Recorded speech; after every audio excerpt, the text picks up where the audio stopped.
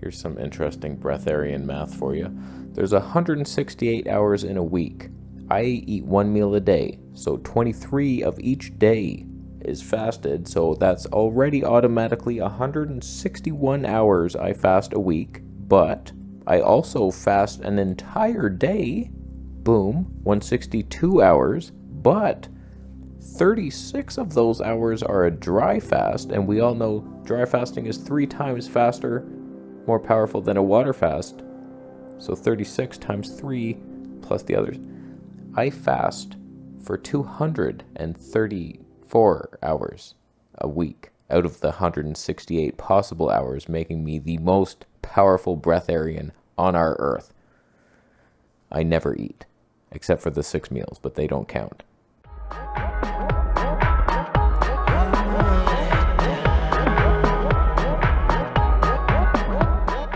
So as someone who fasts 234 hours out of every 168 possible hours, I like dry fasting, and today I just want to talk about long-term dry fasting versus short, weekly, momentum-building dry fast. So like I've done both, not very long. I've done a 5.5 day dry fast and a 4.5 day and multiple 3 days, but now I'm on a 1 day a week dry fast, and they're very different.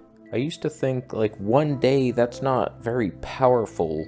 If you want to heal something, it's the longer fasts that are going to do it, and you're probably right in that assumption, but you can get powerful results on just 1 day a week. If you keep doing it every week, it builds.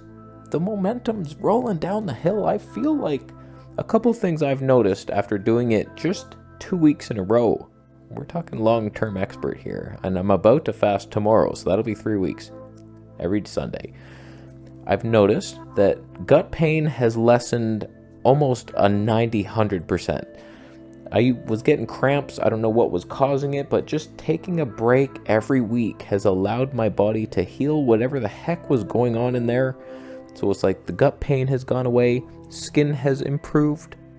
You've heard it before, but it's improving quite a bit now. I feel like no matter what diet you're on, if you eat every day, you're accumulating some waste. Even if you're fruitarian, you're accumulating some mango fibers or something. Something's building up.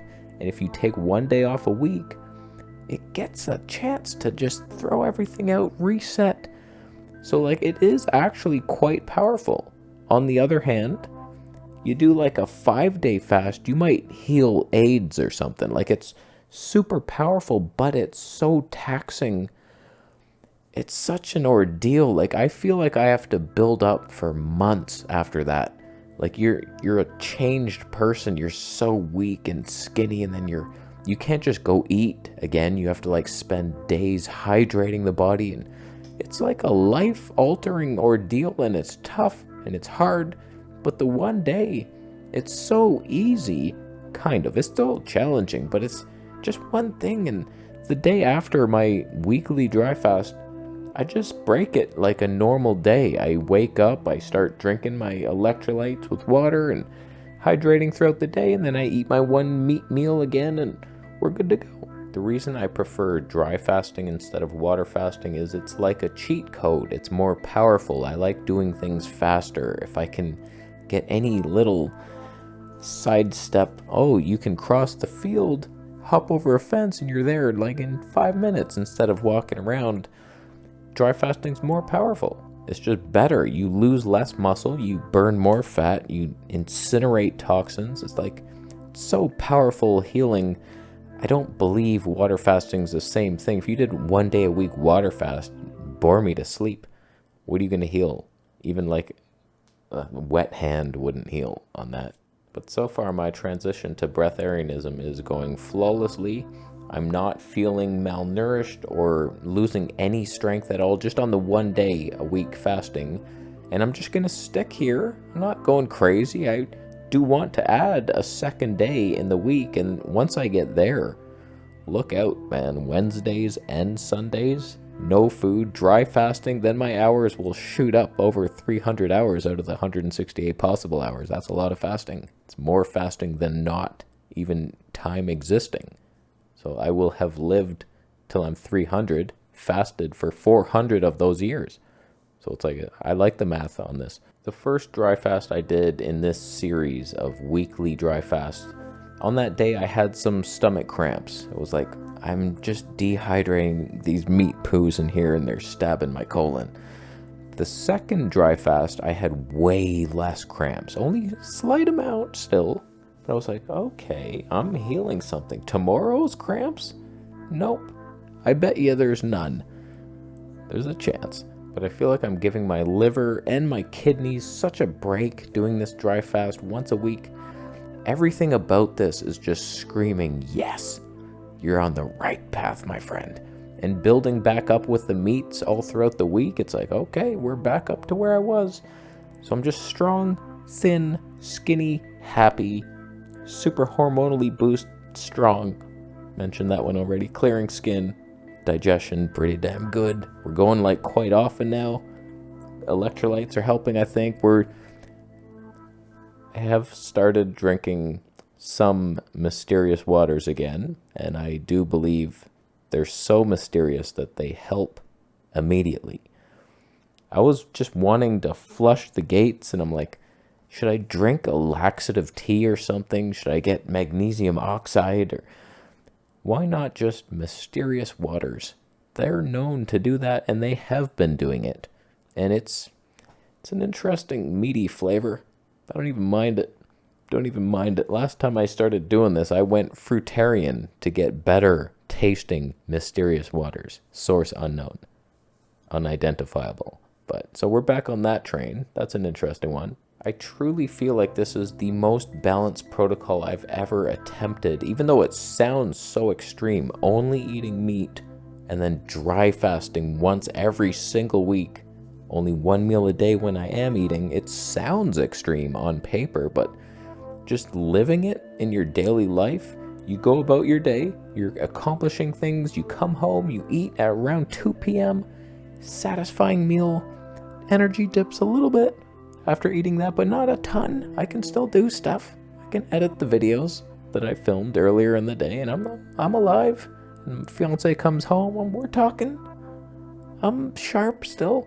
So it's like, it's not like eating this one meal, I'm dead for the rest of the night. I just, a slight lowering of energy, sometimes not much detected. And I even go for walks. Yesterday, went for a walk looking for beef suet. I was like, uh-oh, I'm running out and there's no source. The one shop didn't have it, so I'm searching. So I don't know, I might need an alternative fat source soon. I bought a bottle of ghee. I'm terrified. We all know I'm allergic to dairy, but the ghee seems to be okay. I've done it in the past. We're just throwing that out there. And I did buy a can of coconut milk just in case I had to do that somehow.